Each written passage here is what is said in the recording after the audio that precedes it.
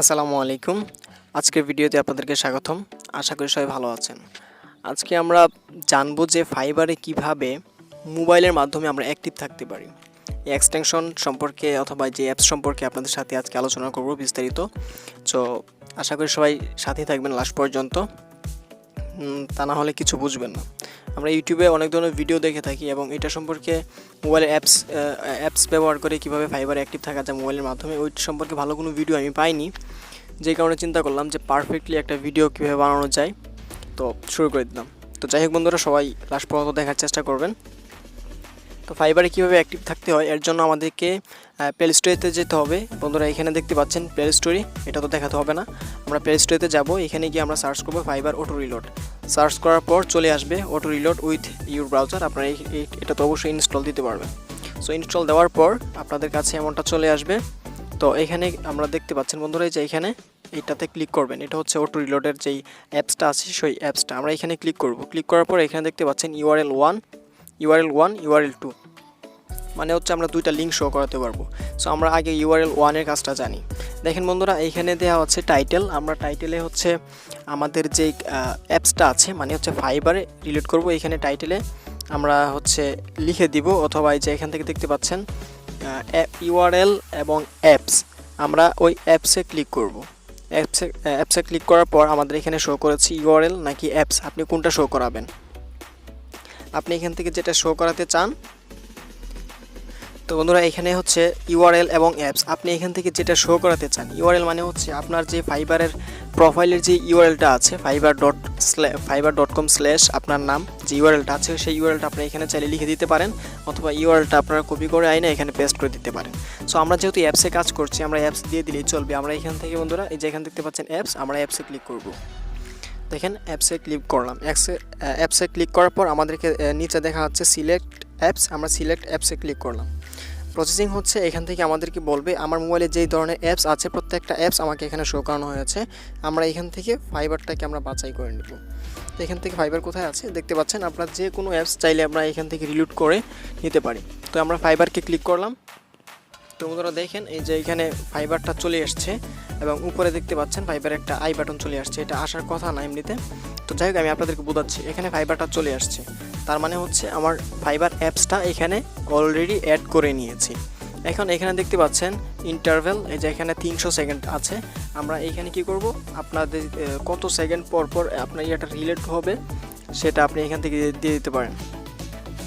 এখানে আমরা সাধারণত 5 মিনিটের কম দিব না, 4 মিনিট 5 মিনিট এর নিচে কখনোই দিব না, কেননা আমাদের ফাইবার অ্যাকাউন্ট যদি ধরতে পারে যে আপনি বিভিন্ন ধরনের রোবোটিক ব্যবহার করছেন তাহলে এটা প্রবলেম হবে।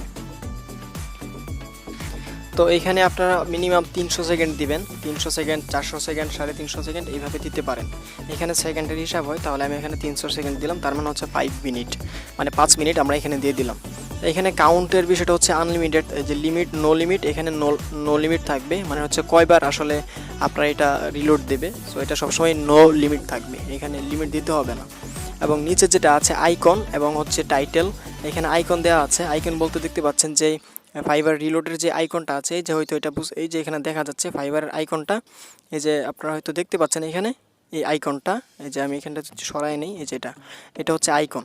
আর আমরা যদি টাইটেল দিই তাহলে এখানে দেখতে পারবেন টাইটেল চলে আসছে, মানে হচ্ছে ফাইবার নামটা এখানে চলে আসছে। আমরা এখানে আইকন দিব, আপনার চাহিদা মতন যেটা মনে চায় সেটা এখান থেকে দিতে পারেন। এবং এইখানে দেখতে পাচ্ছেন বাটন ট্রান্সপারেন্সি, হ্যাঁ ট্রান্সপারেন্সি।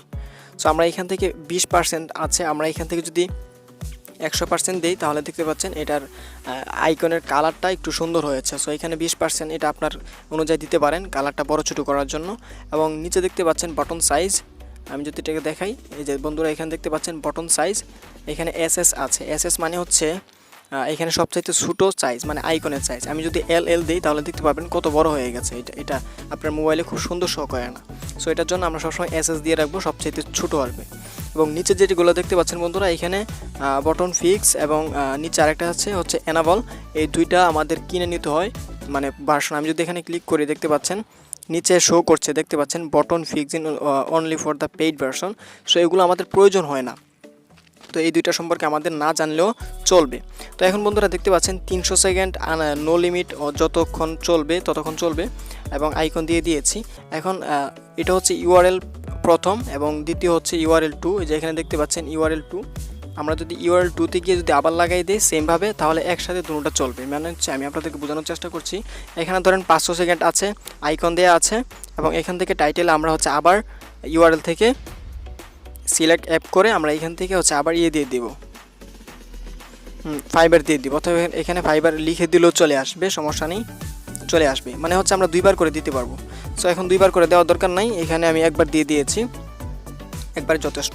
এখন হচ্ছে আমাদের সেট আপ হয়ে গেছে। এখন নিচে যেগুলো আছে রিলোড, বন্ধুরা দেখতে পাচ্ছেন, আমি যদি দেখাই আপনাদেরকে, এখানে দেখতে পাচ্ছেন রিলোড, লোড এবং হচ্ছে রিসেট দিলে আপনার যে এখানে সেট আপগুলো আছে ফুল সেট আপটা এখান থেকে আবার কেটে যাবে, নতুন করে দিতে হবে। সো আমাদের কাজগুলো কমপ্লিট হয়ে গেছে। এখন আমরা চাইলে এখান থেকে বের হয়ে যেতে পারি। দেখেন বন্ধুরা বের হয়ে গেছি। এখন আমাদের কাজ কি, আমাদের ধরেন আমি একদম বের হয়ে গেছি। এখন এই যে আইকনটা আছে, আমরা যদি আইকনে ক্লিক করি, বন্ধুরা দেখতে পাচ্ছেন এখানে 4 মিনিট দেখাচ্ছে, মানে 5 মিনিট। আমি 5 মিনিট দিয়েছিলাম, 300 সেকেন্ড। এখানে হচ্ছে 300 সেকেন্ড পর পর, এটা সবসময় অন করে রাখবেন। 300 সেকেন্ড পর পর আমাকে হচ্ছে ফাইবারে নিয়ে আসবে, এবং এখান থেকে আমরা প্রতি সময় বায়ার রিকোয়েস্ট চেক করব। এখন আমাকে একটা শো করছে, এবং আমি কাজ শেষ, আমি আবার এখান থেকে বেরোই, আমি হচ্ছে ফেসবুক চালাবো অথবা ইউটিউব চালাবো, যা কিছু চালাবো। এখানে দেখতে পাচ্ছেন টাইম কাউন্টডাউন করছে। এখান থেকে আমরা দেখতে পাচ্ছেন বন্ধুরা টাইম এখানে আসছে। আমরা এখান থেকে পরবর্তীতে যে কোনো সময় এটা অফ করে দিতে পারবো, এবং এটা অফ করে আবার অন করে দিলে এটা আবার চলে আসবে। এবং অফ যদি না করেন তাহলে 5 মিনিট পর পর 5 মিনিট পর পর এটা আবার রিলোড দেবে, আপনাকে ফাইবারে নিয়ে আসবে। এইভাবে আপনি 24 ঘন্টা অ্যাক্টিভ থাকতে পারবেন। তবে গুরুত্বপূর্ণ কথা হচ্ছে বন্ধুরা, এখানে আপনারা কখনোই 5 মিনিটের কম দিবেন না, তাহলে আপনাদের অ্যাকাউন্ট ব্যান্ড হলেও হতে পারে। সো আমি শিওর না, বাট 5 মিনিটের কম দেওয়াটা বেটার হবে না কখনোই। আপনারা অল্প করে দেবেন, এবং একদিন 5 মিনিট দিবেন, আরেকদিন 6 মিনিট দিবেন, আরেকদিন 4 মিনিট দিবেন, এইভাবে দিবেন। প্রতিদিন এক টাইম দিবেন না, এটা অ্যাকাউন্টের জন্য ক্ষতি হতে পারে। সো বন্ধুরা, আশা করি এই ভিডিও থেকে আপনাদের ভালো কিছু শিখতে পেরেছেন। যদি ভালো কিছু শিখে থাকেন অবশ্যই লাইক, কমেন্ট, সাবস্ক্রাইব এগুলো তো করবেনই।